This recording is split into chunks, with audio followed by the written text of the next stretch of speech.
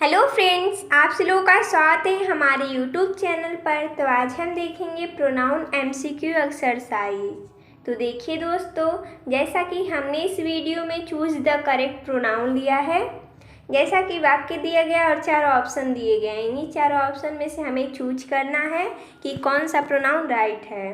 जैसा कि हमने पर्सनल प्रोनाउन से लिया है इसमें एक्सरसाइज, तो चलिए स्टार्ट करते हैं। जैसा कि पहला है दीज आर, यहाँ पर खाली स्थान है, नोटबुक्स। तो जैसा कि हमने पहले वाले वीडियो में इसका कॉन्सेप्ट बताया है, अगर आपने नहीं देखा है तो आप हमारे चैनल के प्लेलिस्ट में जाकर देख सकते हैं। तो जैसा कि हमने बताया है कि जब भी नाउन से पहले खाली स्थान आता है तो वहाँ पर क्या भरा जाता है, पोसेसिव एडजेक्टिव भरा जाता है। तो इसमें पोसेसिव एडजेक्टिव क्या है, देयर है, यानी कि ऑप्शन नंबर ए बिल्कुल सही हो जाएगा। These are their notebooks. दूसरा देखते हैं, खाली स्थान है went to Goa last month. Option है him, he, his, none of these. तो देखिए ये हमारा जो वेंट है वो क्या है, वर्ब है, यानी कि ये क्रिया है। तो क्रिया से पहले खाली स्थान आता है तो हमेशा सब्जेक्टिव केस भरा जाता है। तो इसमें सब्जेक्टिव केस क्या है, ही है। हिम ऑब्जेक्टिव केस है, तो इसमें हम भर देंगे ऑप्शन नंबर बी, यानी कि he went to Goa last month. अगला है यू एंड, यहाँ पर खाली स्थान है, वर गुड फ्रेंड्स। देखिए ये जो हमारा यू है वो सब्जेक्टिव प्रोनाउन, यानी कि यू जब एंड से जुड़ा रहता है सब्जेक्ट के तौर पर, तो यहाँ पर हम एंड के बाद खाली स्थान है तो यहाँ पर भी हम सब्जेक्टिव केस ही भरेंगे, यानी कि इसमें सब्जेक्टिव केस क्या है, ही है, यानी कि ऑप्शन नंबर सी बिल्कुल सही हो जाएगा। You and he were good friends. अगला देखते हैं, यू, ही एंड खाली स्थान है, आर क्लेवर। यहाँ पर भी देखिए यू, ही ये हमारा सब्जेक्टिव के तौर पर एंड से जुड़े हैं, तो एंड के बाद खाली स्थान है तो यहाँ पर भी हम सब्जेक्टिव कैसी भरेंगे, आई, यानी कि ऑप्शन नंबर डी बिल्कुल सही हो जाएगा। You, he and I R clever. अगला देखते हैं इट इज़, यहाँ पर खाली स्थान है, इट इज़। देखिए यहाँ पर जोर देकर बोला जाता है, तो जब भी जोर देकर बोला जाता है हमेशा सब्जेक्टिव केस का ही प्रयोग होता है, यानी कि ऑप्शन नंबर ए बिल्कुल सही हो जाएगा, ही, इट इज़ ही। अगला देखते हैं, उसी प्रकार अगला है इट इज़, यहाँ पर खाली स्थान है, who has stolen my pen. देखिए यहाँ पर भी इट इज, यानी कि इसका रूल ही यही होता है कि इट इज आता है उसके बाद खाली स्थान रहता है तो हमेशा सब्जेक्ट का ही प्रयोग करते हैं। जैसा कि 5वें नंबर में था, इट इज के बाद सब्जेक्ट लगा, यानी कि इट इज ही। उसी प्रकार 6वां भी है, इसमें भी हम ही का ही प्रयोग करेंगे, यानी कि इट इज ही, यानी कि ये हमारे ही का फॉर्मेट है। तो यहाँ पर हम भर देंगे ही, यानी कि it is he who has stolen my pen.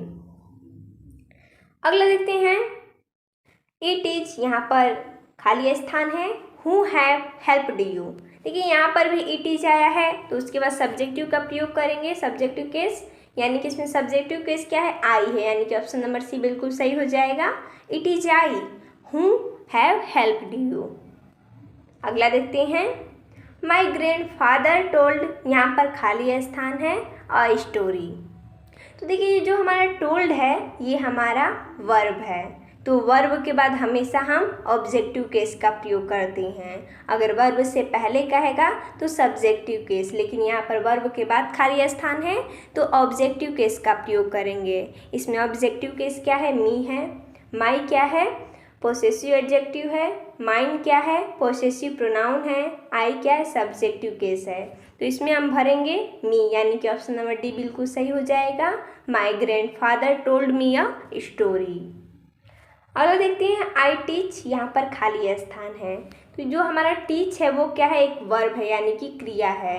तो क्रिया के बाद खाली स्थान रहता है, तो जैसा कि हमने बताया ऑब्जेक्ट भरा जाता है, तो इसमें ऑब्जेक्ट क्या है, देम है, यानी कि ऑप्शन नंबर ए बिल्कुल सही हो जाएगा, आई टीच देम। अगला है my father forward you and, यहाँ पर खाली स्थान है, टू प्ले इन द सन। तो देखिए आप बोलेंगे कि यहाँ पर यू एंड से जुड़ा है तो यहाँ पर भी हम सब्जेक्टिव केस का प्रयोग करेंगे, लेकिन नहीं, क्योंकि इससे पहले क्या आया है, फॉरवर्ड, जो कि एक वर्ब है। तो जैसा कि हमें पता है जब भी वर्ब आता है तो उसके बाद हम ऑब्जेक्टिव केस का प्रयोग करते हैं। यहाँ पर जो यू है वह ऑब्जेक्टिव केस है, क्योंकि ऑब्जेक्टिव केस और सब्जेक्टिव केस दोनों यू ही होता है, इसलिए इसके बाद एंड है तो एंड के बाद भी हम ऑब्जेक्टिव केस से ही जोड़ेंगे। तो इसमें ऑब्जेक्टिव केस क्या है, मी है, यानी कि ऑप्शन नंबर बी बिल्कुल सही हो जाएगा। My father forbid you and me to play in the sun. अगला देखते हैं, द प्रिंसिपल अलाउड इट, यहाँ पर रिक्त स्थान है, and me to take rest in the common room. देखिए इससे पहले यहाँ पर भी एंड से जुड़ा है, लेकिन इससे पहले वर्ब आया है अलाउड इट, तो यहाँ पर भी हम ऑब्जेक्टिव केस का प्रयोग करेंगे, यानी कि हर। ऑप्शन नंबर सी बिल्कुल सही हो जाएगा। The principal allowed it her and me to take rest in the common room.